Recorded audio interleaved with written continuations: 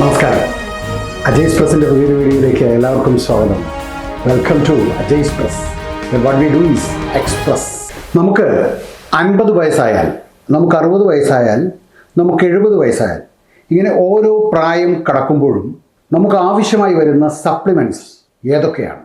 നമുക്ക് അത്യാവശ്യമായി വരുന്നുണ്ടോ ഈ സപ്ലിമെൻറ്റ്സ്? ഉണ്ടെങ്കിൽ അതെങ്ങനെയാണ് കഴിക്കേണ്ടത്? ഈ കാര്യങ്ങളെക്കുറിച്ചാണ് ഇന്ന് നാം ഇവിടെ സംസാരിക്കുന്നത്. സപ്ലിമെൻറ്റ്സ് അത് ഏതു തരത്തിൽ ഉള്ളതായിരുന്നാലും, ഹെൽത്ത് സപ്ലിമെൻറ്റ്സ് ആകട്ടെ, ഫുഡ് സപ്ലിമെൻറ്റ്സ് ആകട്ടെ, വളരെ തെറ്റിദ്ധരിക്കപ്പെട്ട ചില സംഗതികളാണ്.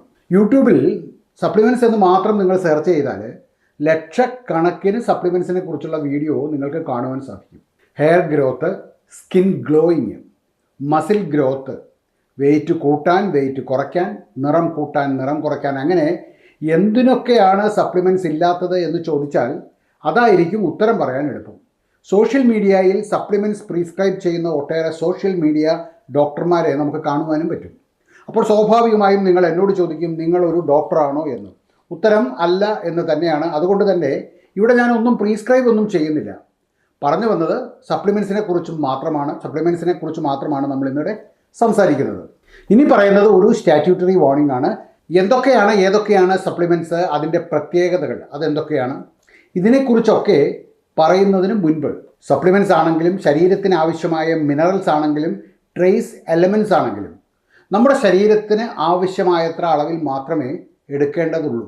ഇന്ന വിറ്റമിൻ അല്ലെങ്കിൽ മിനറൽസ്, അതുമല്ലെങ്കിൽ ട്രേസ് എലമെൻറ്റ്സ് എത്രയൊക്കെ ഒരാൾക്ക് ആവശ്യമായി വരും എന്നത് ഒരു ഡോക്ടറുടെ കൺസൾട്ടേഷനിൽ മാത്രം, അതും ഒരു മോഡേൺ മെഡിസിൻ പ്രാക്ടീസ് ചെയ്യുന്ന ഒരു ഡോക്ടറുടെ നിർദ്ദേശാനുസരണം മാത്രം എടുക്കുക.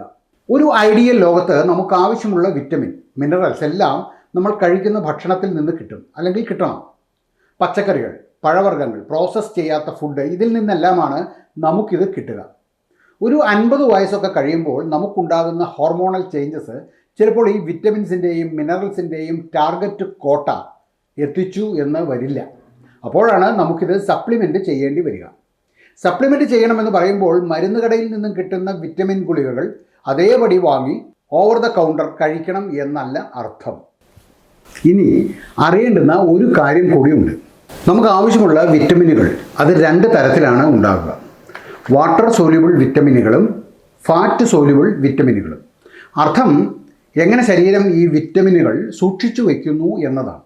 വാട്ടർ സോല്യൂബിൾ വിറ്റമിൻ എന്ന് പറഞ്ഞാൽ അത് വെള്ളത്തിൽ അലിയുന്നതും ശരീരത്തിലെ ടിഷ്യൂസിലേക്ക് നേരിട്ട് കൊണ്ടുപോവുകയും ചെയ്യും. പക്ഷേ ഈ വിറ്റമിൻ ശരീരത്തിൽ സൂക്ഷിച്ചു വയ്ക്കില്ല. കൂടുതലായി വരുന്നത് മൂത്രത്തിലൂടെ പുറത്തോട്ട് പോകുകയും ചെയ്യും. എന്നാൽ ഫാറ്റ് സോല്യൂബിൾ വിറ്റമിനുകൾ അത് ശരീരത്തിലെ ചില ഭാഗങ്ങളിൽ, ലൈക്ക് ലിവർ, കരൾ, ഫാറ്റ് ടിഷ്യൂസ്, മസിലുകൾ, ഇവിടങ്ങളിലൊക്കെ സൂക്ഷിച്ചു വയ്ക്കുവാനാകും. വിറ്റമിൻ സി, വിറ്റമിൻ ബിയുടെ എല്ലാ വകഭേദങ്ങളും, B1 thiamine, B2 riboflavin, B6 pyridoxine, B12 cyanocobalamin, niacin, folate, biotin, ഇതെല്ലാം water soluble വിറ്റമിനുകളാണ്.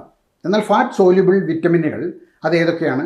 Vitamin A, D, E, K, ഇതെല്ലാം ഫാറ്റ് സോല്യൂബിൾ വിറ്റമിനുകളാണ്. ഇനി നിങ്ങൾക്ക് 50 വയസ്സായാൽ ബോൺ ലോസ് കൂടിയേക്കാം. പ്രത്യേകിച്ചും നിങ്ങളൊരു സ്ത്രീ കൂടിയാണെങ്കിൽ ബോൺ മാസ് മെയിൻറ്റെയിൻ ചെയ്യാൻ ഈസ്ട്രജൻ സഹായിക്കും. പക്ഷേ മെനോപോസ് അഥവാ ആർത്തവ വിരാമം എത്തിയാൽ ഈ ഒരു പരിരക്ഷ കുറഞ്ഞേക്കും. Recommended dose 600 international unit of vitamin D plus 1000 milligram calcium. ഇത് ആണുങ്ങൾക്കും 1200 മില്ലിഗ്രാം സ്ത്രീകൾക്കും. അതും 2 ഡെയിലി ഡോസായി സ്പ്ലിറ്റ് ചെയ്ത് വേണം കഴിക്കാൻ.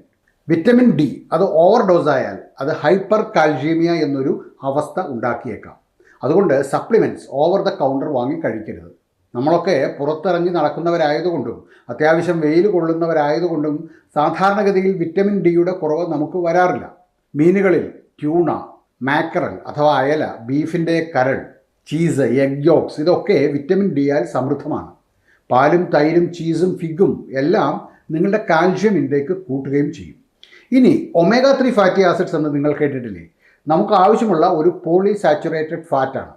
ഹൃദയാരോഗ്യത്തിന് വളരെ പ്രധാനമാണ് ഒമേഗ 3 ഫാറ്റി ആസിഡ്. ഇൻഫ്ലമേഷൻ കുറയ്ക്കുന്നതിനും ബ്ലഡ് ഷുഗർ ലെവൽ ഒരു ചെക്കിൽ നിർത്തുന്നതിനും ഇത് നല്ലതാണ്. ഹൃദയരോഗങ്ങൾ മൂലമോ, ക്യാൻസർ മൂലമോ, അൽഷൈമേഴ്സ് മൂലമോ ഉള്ള ഇൻഫ്ലമേഷൻ കുറയ്ക്കാൻ ഒമേഗ 3 ഫാറ്റി ആസിഡ് നല്ലതാണ് എന്നാണ് പറയുന്നത്. Flaxseed oil, salmon, walnuts, sardine, ചാള, മാക്കറൽ, അയല, ചിയാ സീഡ്സ്, ഇതിലെല്ലാം omega-3 ഫാറ്റി ആസിഡ് ഉണ്ട്. ഇനി പ്രോബയോട്ടിക്സ് എന്ന് കേൾക്കാത്തവരുണ്ടാകില്ല. നിങ്ങൾ പ്രായം കൂടും തോറും നിങ്ങളുടെ സിസ്റ്റത്തിൽ അൺഹെൽത്തി ആയിട്ടുള്ള ബാക്ടീരിയ കൂടുതലായി കണ്ടു എന്ന് വരാം. നിങ്ങളുടെ അന്നനാളം, കുടൽ, വയർ ഇവിടങ്ങളിലൊക്കെ അൺഹെൽത്തി ആയ ബാക്ടീരിയ ഉണ്ടാകാം. അപ്പോൾ എന്ത് സംഭവിക്കും? എന്ത് സപ്ലിമെൻറ്റ്സ് കഴിച്ചു എന്ന് പറഞ്ഞിട്ടും കാര്യമില്ല, ആവശ്യത്തിന് ന്യൂട്രിയൻസ് അബ്സോർബ് ചെയ്യപ്പെടണം എന്നില്ല. അപ്പോൾ എന്ത് ചെയ്യും? ആവശ്യത്തിന് പ്രോബയോട്ടിക്സ് ഉള്ളിൽ ചെല്ലുക എന്നതാണ് ഇതിനൊരു പരിഹാര മാർഗം. പ്രോബയോട്ടിക്സ് നല്ല ബാക്ടീരിയയെ റീഇൻട്രൊഡ്യൂസ് ചെയ്യും. നമ്മളൊക്കെ കഴിക്കുന്ന തൈര് ഏറ്റവും നല്ല ഒരു പ്രോബയോട്ടിക്കാണ്. ഭക്ഷണത്തിൽ ദിവസവും തൈര് കൂടി ആഡ് ചെയ്യുക. തൈരും യോഗട്ടും വ്യത്യാസമൊന്നുമില്ല. മലയാളിക്ക് അത്ര പ്രിയങ്കരമല്ലാത്ത എന്നാൽ തമിഴനൊക്കെ പ്രിയങ്കരമായ തൈര് സാദമില്ലേ, അതും പ്രോബയോട്ടിക് സമ്പുഷ്ടമാണ്, ഹെൽത്തിയുമാണ്. ഡാർക്ക് ചോക്ലേറ്റിൽ പ്രോബയോട്ടിക്സ് ഉണ്ട്, അതും നല്ലതാണ്. ഇനി നമുക്ക് 60 വയസ്സായാൽ ഏതൊക്കെ തരത്തിലുള്ള സപ്ലിമെൻറ്റ്സ് അല്ലെങ്കിൽ വിറ്റമിൻ ആവശ്യമായിട്ട് വരും?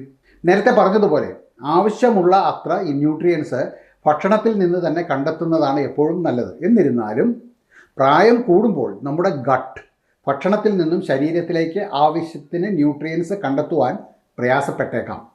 വിറ്റമിൻ B12 അഭാവം പ്രായം ചെന്നവരിൽ ഡിമെൻഷ്യ പോലെയുള്ള അസുഖങ്ങൾ ഉണ്ടാക്കിയേക്കാം. ഓപ്റ്റിമൽ ബ്രെയിൻ ഹെൽത്തിന് B12 വളരെ അത്യാവശ്യമാണ്. ഭക്ഷണത്തിലെ B12 ശരിയായി അബ്സോർബ് ചെയ്യുവാൻ സഹായിക്കുന്ന ആമാശയത്തിനുള്ളിലെ ആസിഡ് ഒരു 50 വയസ്സൊക്കെ കഴിയുമ്പോൾ കുറഞ്ഞു തുടങ്ങും. അതുകൊണ്ട് 50ഉം 60ഉം വയസ്സൊക്കെ കഴിയുമ്പോൾ B12 ലെവൽ ചെക്ക് ചെയ്യുന്നത് നല്ലതാണ്. ദിവസവും 2.4 മൈക്രോ മില്ലിഗ്രാമേ നമുക്ക് ആവശ്യമുള്ളൂ. ബീഫ് ലിവർ, ചിക്കൻ, കക്ക ഇറച്ചി, സാൽമൺ, ട്യൂണ, പാല്, തൈര്, ഡ്രൈ ഫ്രൂട്ട്സ് ഇതിലൊക്കെ B12 ധാരാളമായിട്ടുണ്ട്.